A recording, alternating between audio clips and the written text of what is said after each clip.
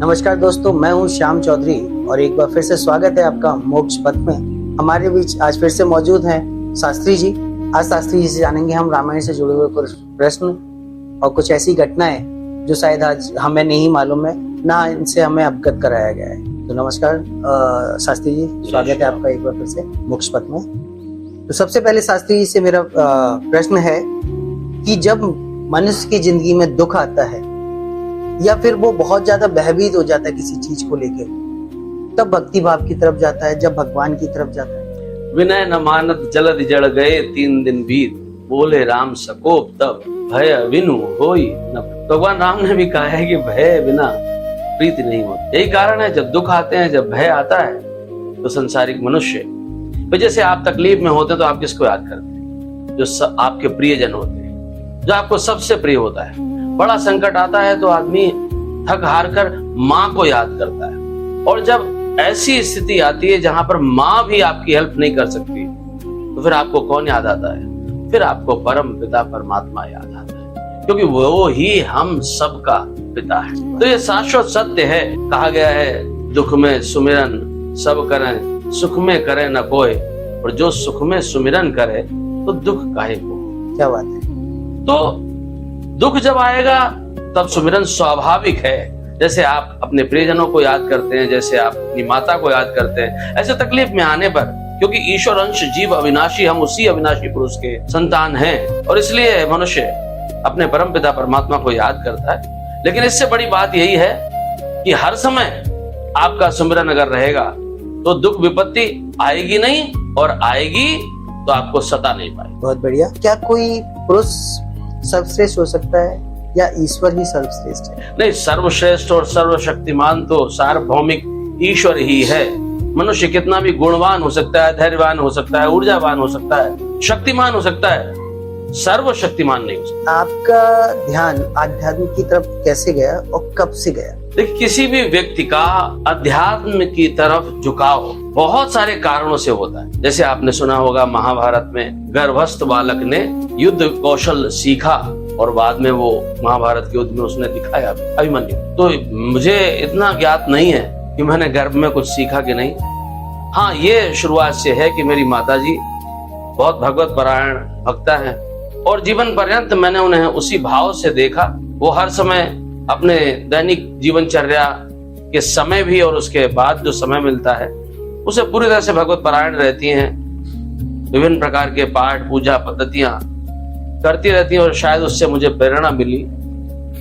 इसके अलावा सत्संगति का भी असर होता है। तो संतों का साथ, महापुरुषों से मुलाकात, भागवत कथा श्रवण, वाचन, संयम, नियम, ये जो भी परिवार के संस्कार हैं, शायद उसी वजह से मुझे यह सौभाग्य मिला। और सबसे बड़ी बात मैं कहूंगा, विनु सत्संग विवेक न हुई, और राम कृपा विनु सुलभ न सोई।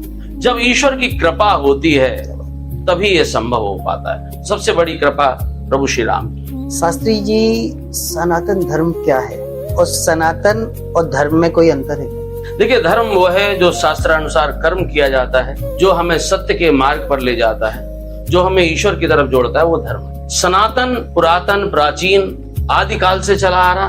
तो सनातन धर्म एक ऐसा धर्म है जिसका और छोर नहीं। ये कब प्रारंभ हुआ इसका कोई आदि नहीं है। जब से सृष्टि हुई, जब से विभिन्न योनियां बनी, जब से ब्रह्मा ने सृष्टि की रचना की, तब से जो धर्म शाश्वत है, सार्वभौमिक है, बना हुआ है, वही सनातन।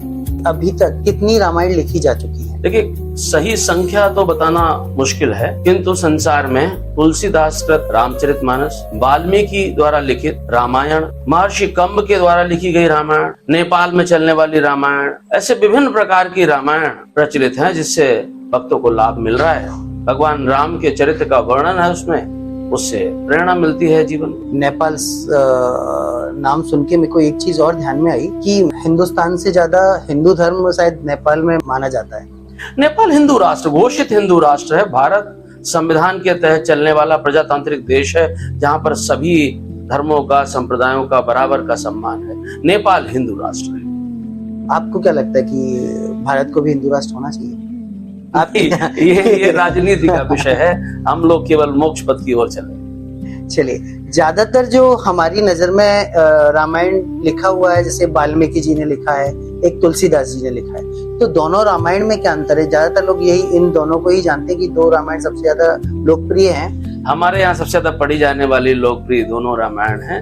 महर्षि वाल्मीकि के द्वारा जो रामायण लिखी गई है वो संस्कृत भाषा में, जबकि महर्षि तुलसीदास जी द्वारा जो रामायण लिखी गई है वो अवधी भाषा में है, जिसकी चौपाइयां दोहे सामान्यतः लोग गुनगुनाते रहते हैं। संस्कृत चूंकि आजकल इतना प्रचलित नहीं है तो सभी लोगों को समझना थोड़ा मुश्किल होता है। अवधी भाषा हिंदी की ही बोली है तो उसको आसानी से समझा जा सकता है। मैंने सुना है शायद हनुमान जी चिरंजीवी हैं, तो वो चिरंजीवी कैसे बने? सुंदरकांड में बड़ी सुंदर चौपाई दी गई है। मैया सीता से जब हनुमान जी मिलने गए अशोक वाटिका में, जब मैया जी को ये समझ नहीं आया कि आखिर ये छोटा सा बानर क्या कर लेगा, बातें तो बड़ी बड़ी कर रहा है, हनुमान जी ने कहा, राम दूत मैं माँ तू जानकी, सत्य शपथ करुणा निधान की। तो उसके बाद जब अपना विराट रूप दिखाया तो मैया को जब संदेह दूर हो गया तो उन्होंने कहा है, तुलसीदास जी ने लिखा है, अजर अमर गुण निधि सुत हो, क्या बात, करऊं बहुत नायक छो। तो माता सीता ने अजर यानी कभी बुढ़ापा नहीं आएगा और अमर, सो अमरता का वरदान और कभी ना बूढ़े होने का वरदान सुंदरकांड के प्रसंग में बहुत सुंदर प्रस्तुति महर्षि तुलसीदास जी ने की है, जो हम सब रोज पढ़ते हैं, उसका पाठ है। शास्त्री जी, हनुमान जी का जो रामायण में देखा गया है बहुत सौम्य स्वभाव देखा गया है, लेकिन आजकल हम पोस्टर्स देखते हैं, झंडों पे जो फोटोज देखते हैं, वो उसमें हनुमान जी को एक रौद्र रूप में दिखाया गया है। क्या ये आज के जैन जी की कल्पना है या फिर हनुमान जी का स्वभाव ऐसा है? देखिए, सीता जी ने वरदान दिया था, हो तात बल शील निधाना, बलवान भी है और शालीनता भी है, शील भी है। आजकल का युवा बहुत कम समय में बहुत कुछ पा लेना चाहता है। सही बात है। हर छोटी बात पर क्रोध आता है, संयम कम है, संशय ज्यादा है, विश्वास कम है, भरोसा कम है और भक्ति तो प्रभु जाने। हनुमान जी ज्ञान बल बुद्धि भक्ति शील सब चीज के अपार भंडार हैं, अतुलित बल के धाम हैं, लेकिन शालीनता पूरी है। तो एक भाव तो ये है। दूसरा भाव ये भी हो सकता है कि आजकल का युवा भगवान शिव से प्रेरित है और हनुमान जी रुद्रावतार हैं, तो रुद्र यानी रौद्र रूप भगवान का, तो इसलिए हनुमान जी को इस तरह से आजकल प्रस्तुत होता। मैंने भी देखा कई बार कारों पर लोग वाहनों पर लगाकर चलते। रामायण का ही एक पात्र, बहुत बड़े पात्र रावण, क्या श्रीलंका में इन्हें भगवान के रूप में पूजा जाता है? देखिए, जो रार कराए वो रावण, जो चिल्लाए गर्जना करे, जो दूसरों में रार कराए, जो दूसरों से बैर करे, वो रावण। श्रीलंका में भी बहुत सारे लोग रावण को आदर पूर्वक तो देखते हैं, पूजन शायद नहीं होता, लेकिन रावण को एक आदरणीय राजा के रूप में देखते हैं। उसका कारण आप यूं ही समझिए, एक तो परम बलशाली था, भगवान शंकर का अनन्य भक्त था, और बैर तो उसने जानबूझकर ठाना था। आप सब जानते हैं जय विजय जो सनकादिक के श्राप से शापित होकर दूसरे जन्म में रावण और कुंभकर्ण बने, तो उनका उद्धार भगवान श्री राम के हाथों ही होना था। इसलिए हृदय से तो वो राम का ही है, बैर भाव ऊपर से रखता है, बट हर क्षण हर पल उसका भगवान राम का स्मरण है, और जिसका 24 घंटे श्री राम का स्मरण हो वो तो भगवान का ही है। भारत देश के पास में जो श्रीलंका है, क्या वो पहली लंका थी? देखिए, रामायण में जिस तरह का वर्णन है, सतयोजन पर समुद्र के उस तरफ श्रीलंका लंका का वर्णन है, तो ऐसा प्रतीत होता है कि पुराणों शास्त्रों से जितना अध्ययन करते हैं, यही लगता है कि शायद यही लंका है। जब हनुमान जी लंका गए थे तो उन्हें लंका बहुत ही अच्छी लगी थी। लंका का द्वार है, लंका के अंदर जो स्ट्रक्चर वगैरह है, वो सारी चीजें बहुत ही सुंदर था। तो उसका किस तरह बखान करेंगे आप? नहीं, बखान मैं छोटे मुंह बड़ी बात होगी। बाबा तुलसीदास जी ने बहुत अच्छा वर्णन किया है। कनक कोटि विचित्र मणिकृत सुंदर आय तना घना, चौहट हट्ट सुवट्ट वीथी चारु पुर बहुविध बना, गजबाज खच्चर निकर पदचर रथ बरूथ निको गने, बहुरूप सिचर जूत अतिबल सेन वर्णत नहीं बने, वनबाग उपवन वाटिका सरपूप बापी सोही, नरनाग सुर गंधर्व कन्या रूप मुनि मन मोही। ऐसे बहुत विस्तार से वर्णन किया है हनुमान जी ने अपनी दृष्टि से जब देखा। लेकिन चारों ओर उन्होंने, उनका तो एक ही लक्ष्य था, जामवंत जी ने यही बोला था कि मैया सीता का पता लगा के वापस आ जाओ, हमें केवल खबर देना, जरूरत पड़े तो रावण को थोड़ा सा बल दिखला आना, लेकिन संहार करके मत आना, क्योंकि हनुमान जी परम शक्तिशाली हैं। तो उन्होंने कहा था कि आप केवल सुध लेकर आओ। तो हनुमान जी की दृष्टि से तुलसीदास जी ने बहुत अच्छा वर्णन किया है सुंदरकांड में, जो मैंने छंद आपको सुनाया। उसमें और भी बहुत सारी लाइनें हैं, आप पढ़ेंगे तो आपको आनंद आएगा। लंका में रावण के भाई विभीषण लंका छोड़कर राम के पास आ गए थे। तो आज भी वो कहावत बनी हुई है कि घर का बेदी लंका ढाए। तो इस पे कुछ प्रकाश डालना चाहेंगे आप? देखिए, ये सामान्य जनमानस ऐसे भाषा का प्रयोग करता है। तुलसीदास जी ने बहुत ही स्पष्ट लिखा है, रामायण में विस्तृत वर्णन है विभीषण की भक्ति का। विभीषण की पुत्री आप जानते हैं त्रिजटा, जो सीता जी की सेवा में थी, वो भी परम भक्ति नहीं है। सीता जी को जब डिस्कम्फर्ट हुई तो उन्होंने उन्हीं से चर्चा की। उसने अपना सपना भी बताया, जो होने वाला था स्वप्न में उसको पहले ही पता लग गया। तो लंका में विभीषण स्वभाव विपरीत है। तमाम राक्षसों के बीच जैसे दांतों के बीच में हमारी जीभ रहती है, ऐसे विभीषण रहते हैं। लेकिन दिन रात उठते बैठते सुमिरन तो प्रभु श्री राम का है।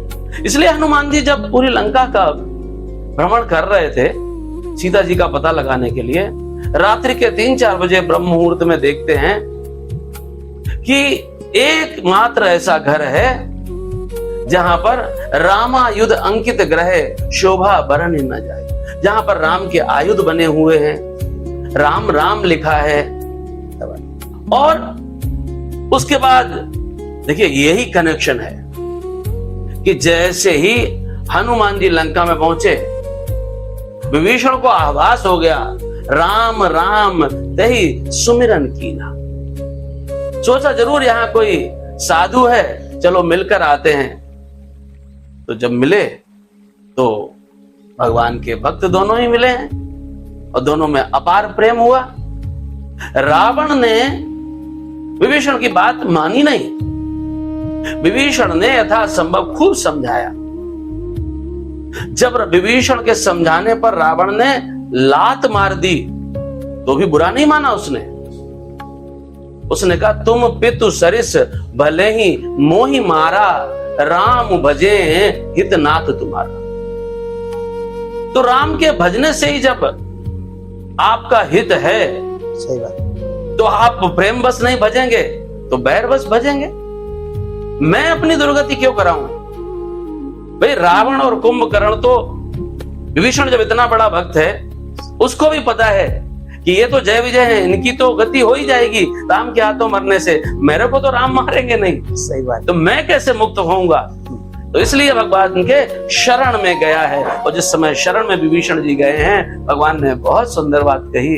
भगवान ने कहा, जननी जनक बंधु सुत दारा, तनु धनु भवन सुहृद परिवारा, सबके ममता ताग बटोरी, मम पद मनहि बांधी बर डोरी, समदर्शी इच्छा कछु नाही, हरस दोष कछु नहीं मन माही, अस सज्जन मम उर्वस कैसे, लोभी हृदय बसई धनु जैसे, तुम सरीखे संत प्रिय मोरे, धरो देह नहीं आन निहोरे। और कहा, सुनो सखा सकल गुण तोरे, ताते तुम अतिशय प्रिय मोरे। क्या बात। तो आप मुझे अतिशय प्रिय इसीलिए हैं कि आप में वो सारे गुण हैं, इसलिए भगवान ने उनको अपनाया। तो ये शरणागति है भक्त की, भगवान में शरणागति। इसको पाला बदलना नहीं कहते।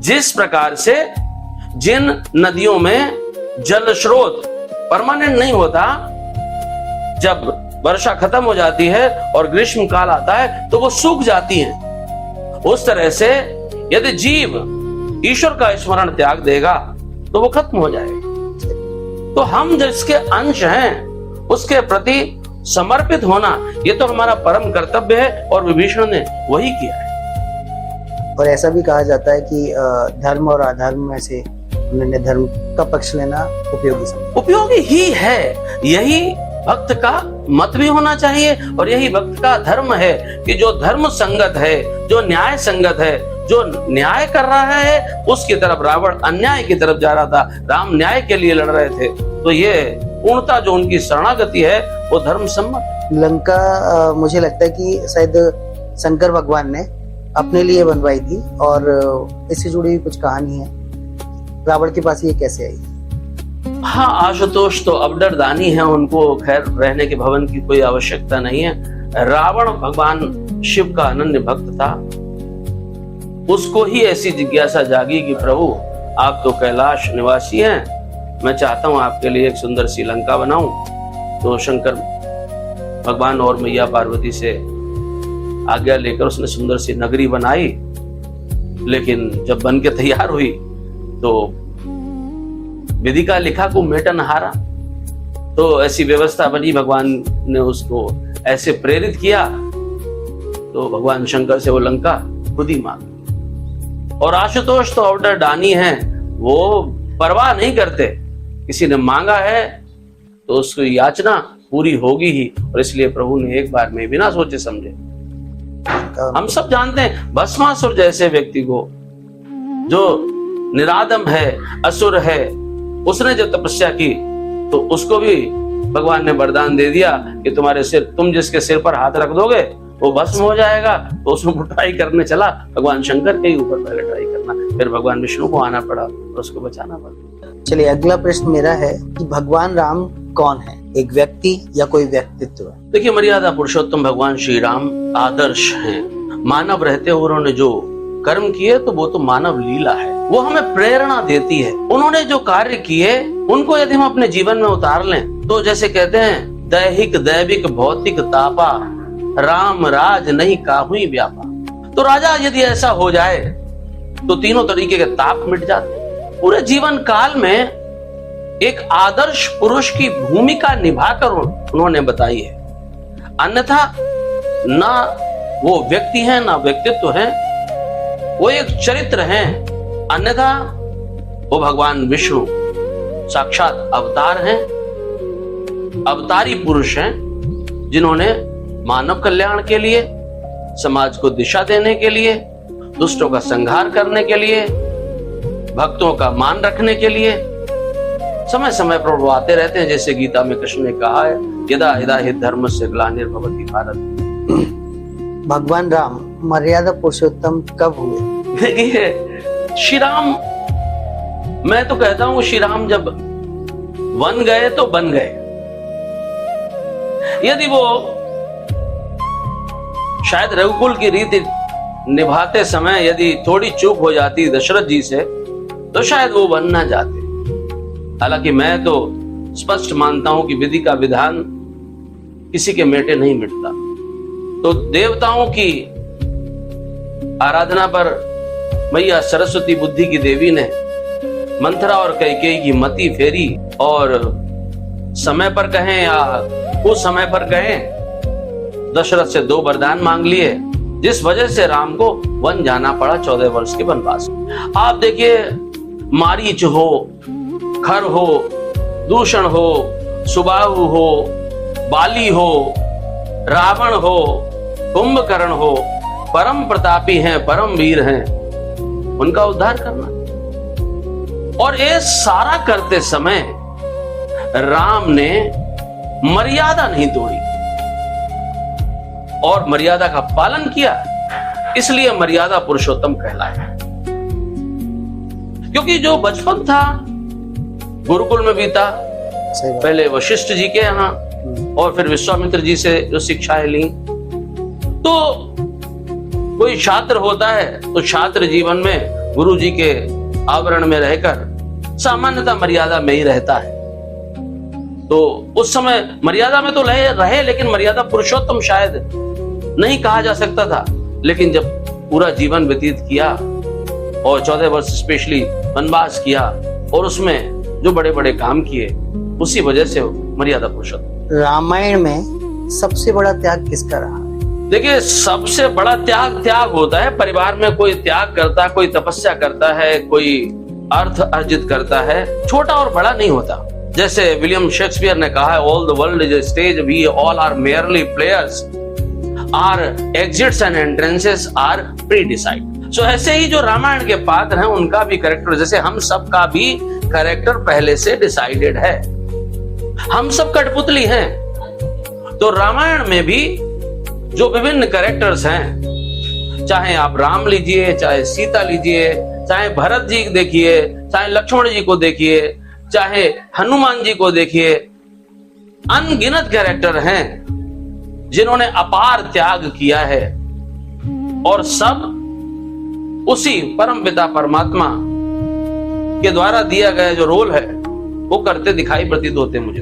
लक्ष्मण जी 14 वर्ष के वनवास में एक भी दिन नहीं सोए थे, क्या सच बात है? देखिए, अब आज मनुष्य जागते हुए भी सोता है। जागते हुए हमें भाव समझना है। हम देखिए हमारा जीवन कितनी तेजी से जा रहा है। आज देखिए संसार में कितना डिप्रेशन है। 2 बार नीट कैंसिल होती है, 1 बार नीट कैंसिल होती है, 2 बार होती है। तो अभी कल मैं पढ़ रहा था 53 बच्चों ने आत्महत्या जैसा कुत्सित प्रयास किया।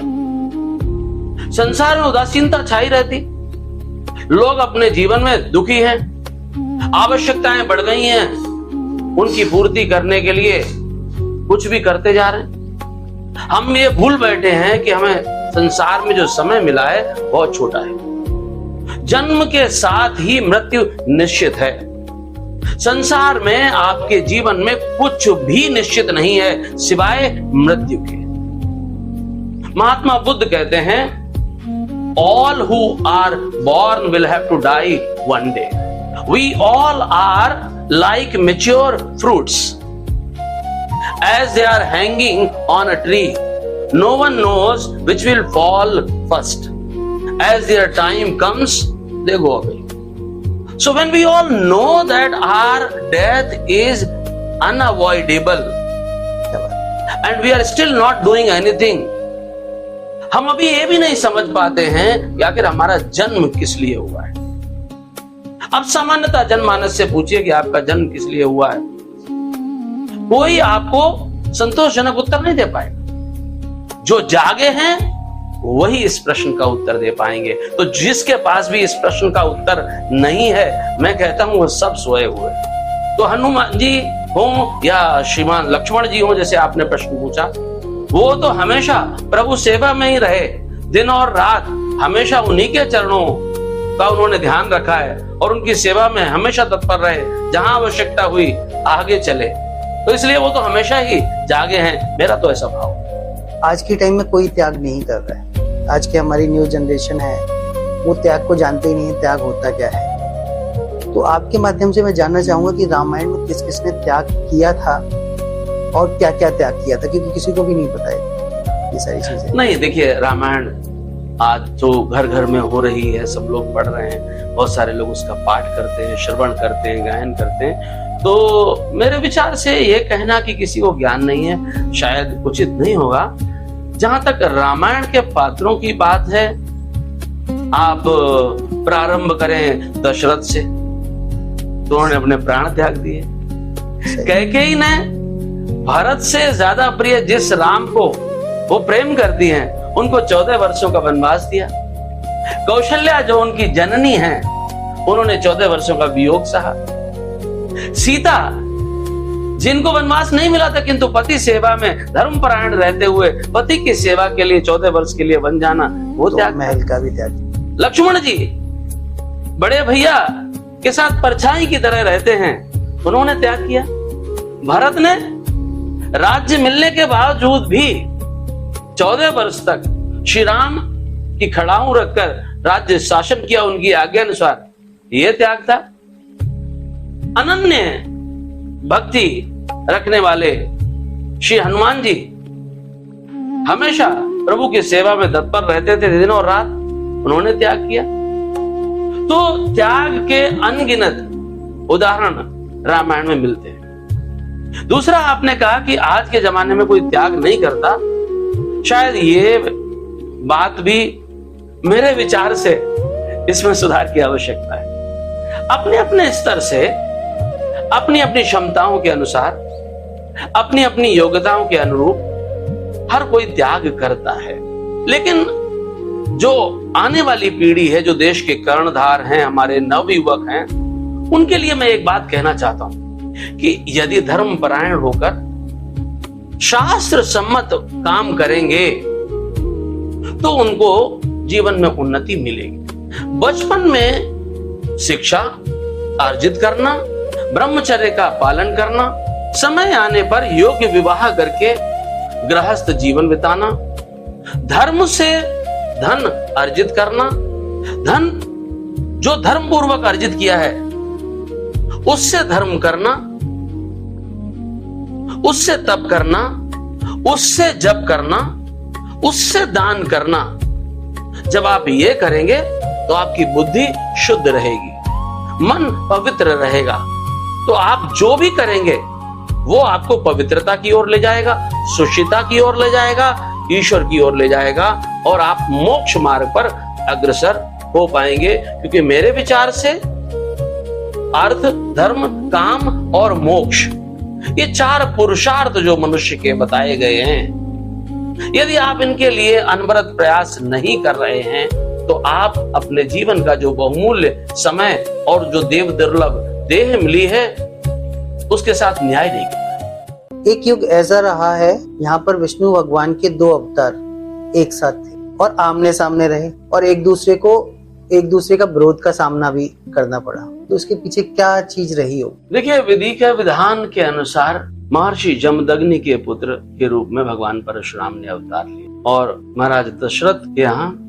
श्री राम का अवतार। वर्ण आश्रम देखें तो परशुराम जी महर्षि जमदग्नि के यहाँ यानी कि ब्राह्मण कुल में जन्म लेते हैं और श्री रामचंद्र जी रघुकुल भूषण दशरथ नंदन क्षत्रिय अवतार। आपकी बात ये सही है कि एक समय ऐसा भी आया जब दोनों एक दूसरे के आमने सामने थे और भौतिक संसार की दृष्टि से देखें तो एक दूसरे को चैलेंज करते पाए।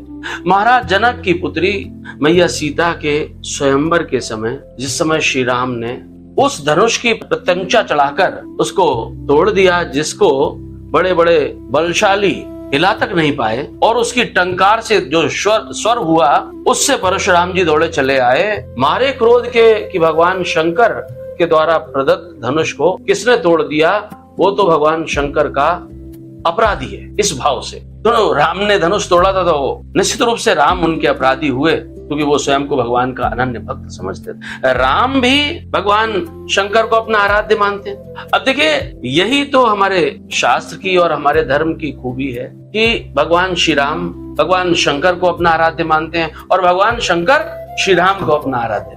तो अगर आप ये तुलना करते हैं कि राम और परशुराम में कौन सही था कौन गलत था, तो मुझे लगता है कि थोड़ा सा हमें इसमें विचार करना चाहिए कि देश परिस्थिति काल के अनुसार भावावेश में आकर, क्योंकि जब मनुष्य अवतार पुरुष में आता है, जैसे जय विजय, रावण, कुंभकर्ण, हिरण्यकशिपु और हिरण्याक्ष और शिशुपाल और दंतवक्र के रूप में 3 जन्म आए, तो ऐसा तो है नहीं कि वहां डेपुटेशन पर किसी और को रख दिया गया होगा वैकुंठ में द्वारपाल के रूप। तो उनका एक अंश आया। महाभारत के युद्ध में जो पांडव थे वो सब देवताओं के अंश थे, तो अंश अवतार संसार में आए।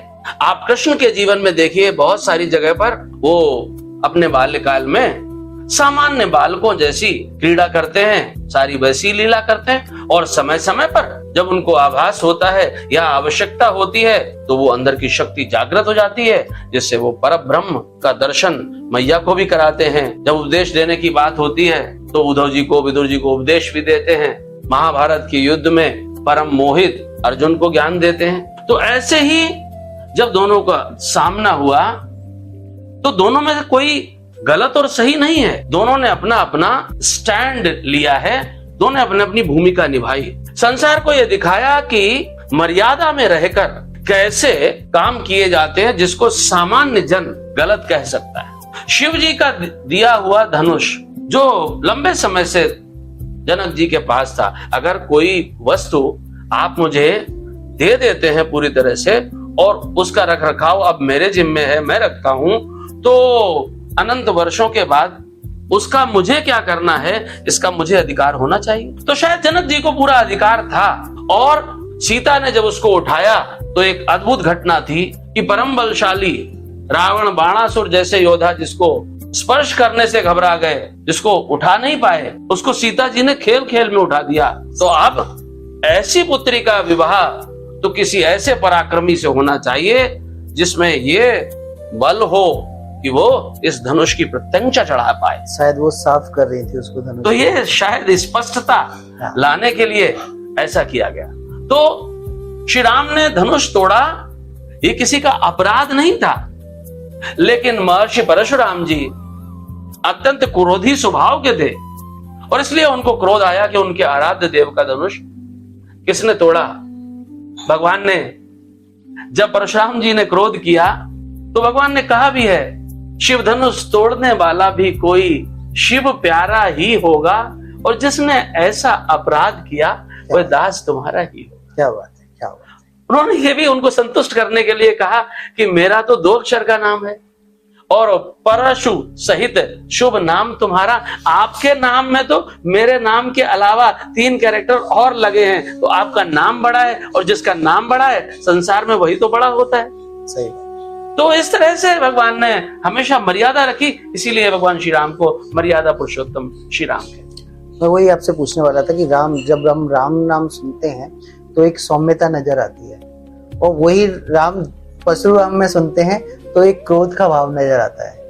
वही चीज मैं आपसे पूछना चाह रहा था, उसका आंसर आपने दे ही दिया। शास्त्री जी, अगला सवाल जो मेरा है वो कलयुग को लेकर है कि अभी कलयुग चल रहा है और कहा जाता है कि कलयुग जब अपनी चरम सीमा पर होगा तो भाई भाई को नहीं समझेगा, बाप बेटे को नहीं समझेगा, ये सारी चीजें कलयुग के अंदर आती। लेकिन यही चीज मैं द्वापर युग में अगर देखता हूँ तो वहाँ द्रौपदी का चीरहरण हुआ, भाई ने भाई को मारा। जो अभी कलयुग में चल रहा है वो सारा चीज वहाँ पे हुआ है। तो कलयुग में और द्वापर युग में क्या अंतर रहा? देखिए, आपका प्रश्न बहुत ही सामाजिक, जो आज आप देख रहे हैं समाज में, उससे प्रेरित लगता है, मुझे जान पड़ता है जी।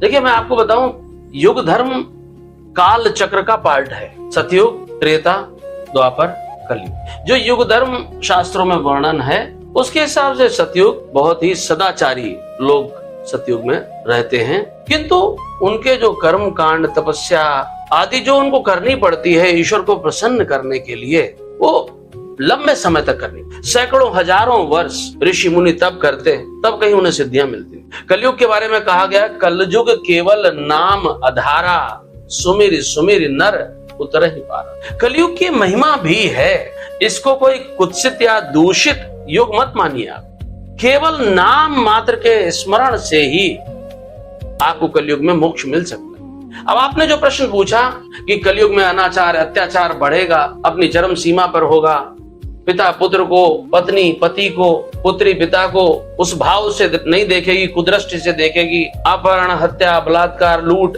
इत्यादि जो कुकर्म और दुष्कर्म हैं वो सब प्रकार के होंगे, ये शास्त्र वर्णन करता है। किंतु आपने जो तुलना की, मुझे लगता है आप शायद द्रौपदी के बारे में बात कर रहे थे। जी जी। आप देखिए, द्रौपदी का चीरहरण का प्रयास मात्र हुआ है, जिसको माधव ने, लीला पुरुषोत्तम भगवान श्री कृष्ण ने स्वयं आकर संभाला है, क्योंकि भगवान जन्म ही भक्तों के लिए लेते हैं, दुष्टों का संहार करने के लिए, भक्तों का मान रखने के लिए, पूर्व में दिए गए वचन को पूरा करने के लिए, धर्म की स्थापना के लिए। गीता में भगवान ने कहा है, यदा यदा हि धर्मस्य ग्लानिर्भवति भारत अभ्युत्थानम् अधर्मस्य तदात्मानं सृजाम्यहम् परित्राणाय साधूनां विनाशाय च दुष्कृतां धर्म संस्थापना कार्ये संभवामि युगे युगे। तो जो आप प्रयास देखते हैं वो असफल प्रयास है। दूसरा, आपने कहा भाई भाई को मार रहा है। क्या महाभारत का युद्ध धर्म युद्ध नहीं था? क्या सुबह प्रारंभ होने पर, युद्ध का प्रारंभ और शाम को होने पर युद्ध का विराम होता था या नहीं होता? क्या एक दूसरे का मान रखा गया कि नहीं? और जहां मर्यादा तोड़ी गई वहां पर नीति शास्त्र का प्रयोग करते हुए चाहे कौरव सेना हो चाहे पांडव सेना हो, समय समय पर मान रखते हुए किया। और जहां मर्यादा तोड़ी गई वहां भगवान ने नीति शास्त्र प्रयोग में लाया और दुष्टों को सबक सिखाया, धर्म की स्थापना की। कुरुवंश कोई पापी वंश नहीं है। कुरुवंश के ही कौरव हैं और कुरुवंश के ही पांडव हैं। विनाश किसका होता है? चाणक्य ने कहा है, जब किसी व्यक्ति का अभिमान उसकी चरम सीमा पर पहुंच जाता है, उसी दिन उसी वक्त उसका पतन सुनिश्चित हो जाता है। दुर्योधन और क्या था? अभिमान की साक्षात प्रतिमूर्ति था। प्रारब्ध तो है ही, शकुनी की सलाह तो है ही, और ये सारे संयोग बन जाते हैं। लेकिन आप ये देखिए कि महाभारत के युद्ध के बाद महाराज युधिष्ठिर केवल 36 वर्ष शासन करने के बाद महाराज परीक्षित को राज सिंहासन पर बिठाकर अपने लोक को चले गए। 36 वर्ष युग धर्म में कोई बहुत बड़ा समय नहीं होता। कलयुग की आयु 4,32,000 वर्ष है, उसमें अभी क्या 5,000 साल बीते हैं, ज्यादा पुरानी घटना नहीं है। और मैंने कहा 36 साल महाराज युधिष्ठिर ने शासन किया, परीक्षित को बिठाया, कलयुग आ गया। तो कोई भी परिवर्तन होता है, जैसे आज आप देखते हैं सत्ता परिवर्तन होता है, कभी एक पार्टी होती है शासन में, कभी दूसरी आती है, तो जो पूर्व के काम होते हैं उनका प्रभाव क्या आगे नहीं दिखता? या सरकार आती क्या पहले दिन से ही सारे परिवर्तन आ जाते हैं? परिवर्तन एक सतत प्रक्रिया है जिसमें समय लगता है।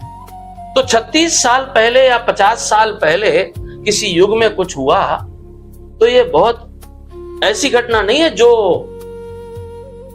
द्वापर युग के प्रारंभ में हुई हो। ये कलयुग के आने का संकेत ही है।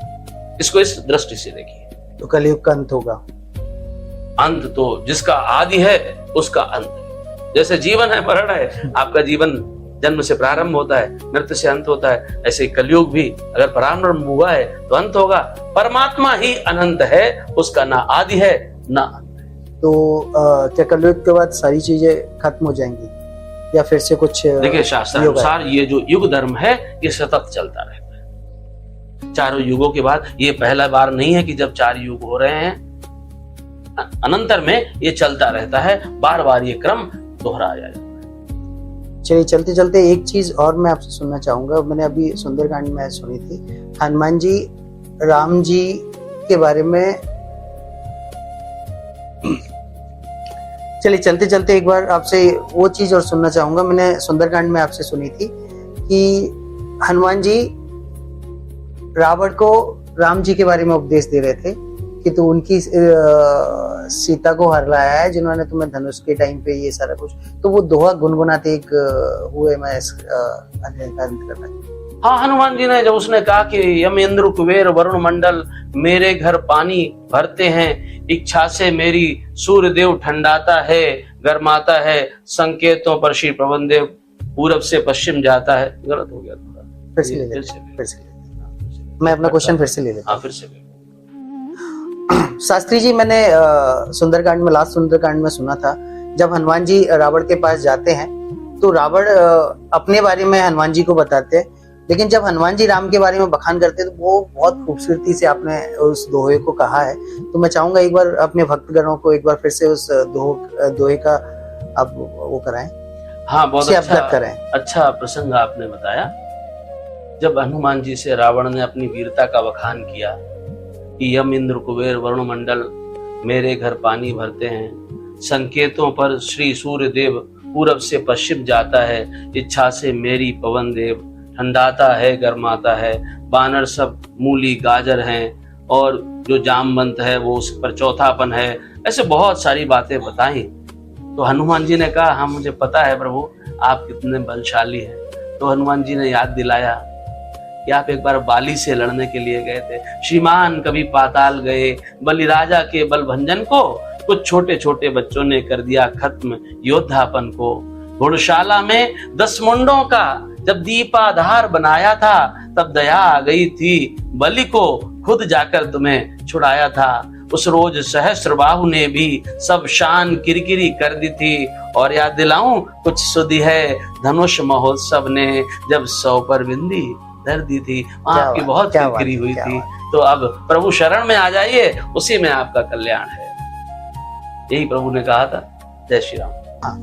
जब रावण को मोक्ष की प्राप्ति हो रही थी, तो भगवान राम ने लक्ष्मण को बोला कि आप जाओ और उनसे कुछ ज्ञान की प्राप्ति करो। तो वो ज्ञान क्या था जो लक्ष्मण को मिला? देखिए, यूं तो राजधर्म भी उसने सिखाया, क्योंकि वो परम प्रतापी होने के साथ साथ परम ज्ञानी था, ऋषि कुलस्य का नाती था, परम कुलीन था और बहुत ज्ञानी भी था। और ज्ञानी ही नहीं, आत्मज्ञानी भी था। जब मारीच ने उसको रोका, तुम उनसे क्यों बैर ले रहे हो, उन्होंने खरदूषण को मार दिया, तो उसने कहा जब एक अकेली ताकत ने इन सब वीरों को मार दिया, तो फिर निश्चय ये सिद्ध हुआ नारायण ने अवतार लिया, और निश्चय ही वे अवतारी है, तो वैर भाव ही रखूंगा, दूसरे जन्म का बंधन भी उनके द्वारा ही तोड़ूंगा। उसको पहले से पता था कि ये मेरा दूसरा जन्म है, इसको मैं इनके द्वारा ही मुझे मुक्ति मिलनी है, तो जल्दी से तीसरे जन्म की मिले तो मैं पार पा जाऊं, वापस वैकुंठ में प्रभु सेवा में जाऊं। ये उसका मुख्य उद्देश्य था। हालांकि बाहर से वो बैर रखे था। जो आपने प्रश्न पूछा कि भगवान राम ने लक्ष्मण जी को ज्ञान लेने के लिए भेजा, तो उसने बहुत सारे राजनीति के बातें बताई और अपनी अपूर्ण अभिलाषा के बारे में भी बताया। रावण ने कहा, मैंने सोचा था लंका में मैं क्षीर सिंधु ले आऊंगा, ये भी सोचा था स्वर्ग तलक जाने का मार्ग बनाऊंगा, पर आज करते करते रह गई अपूर्ण योजना वह, मन ही में रही कामना वह, रह गई अपूर्ण योजना वह। उसने कहा 2 बातें केवल कहनी है कि सत्कर्म सदा करना अच्छा, पर बुरी बात को जैसे हो जितना भी टालो है अच्छा। अच्छे कर्मों के करने से गृह में यानी घर में प्रकाश आ जाता है, और परनारी घर में लाने से घर का विनाश हो जाता है। ये रावण ने लक्ष्मण जी को ये बात बताई मरते समय, क्योंकि मरते समय आदमी सच बोलता है। वैर तो दिखावा था, अब लक्ष्मण जी साक्षात शेषावतार सामने खड़े हैं और भगवान श्री राम ने जानबूझकर भेजा, तो उसने सच्चाई बता दी कि ऐसा काम करना नहीं है। तो अब जब आप व्यक्ति के अंदर बल आता है, तो फिर वो धैर्य खो देता है, संयम खो देता है और अनाचार करने लगता है। रावण ने प्रयोजन बस किया, लेकिन जाते जाते लक्ष्मण जी को साफ बता गया है कि मैं ये जानता हूं कि परनारी घर में लाने से घर का विनाश हो जाता है, और अच्छा काम जितनी जल्दी हो सके करना चाहिए, बुरे काम को टालना चाहिए, और नहीं तो ऐसे ही हो जाता जैसा मेरे साथ हुआ कि इतनी सारी योजनाएं अधूरी रही। रामायण की कोई ऐसी लाइन जो हम हमारे भक्तगण कभी भी गुनगुना सकें और उससे उनका उद्धार हो? रामायण का एक एक शब्द, एक एक चौपाई आपके जीवन का मंत्र है, और उद्धार यदि चाहते हैं तो प्रभु का नाम जपिए। मैं केवल इतना कहूंगा, कल युग केवल नाम आधारा, सुमेरी सुमेरी नर उतरहि पारा। जय श्री राम। जय श्री राम।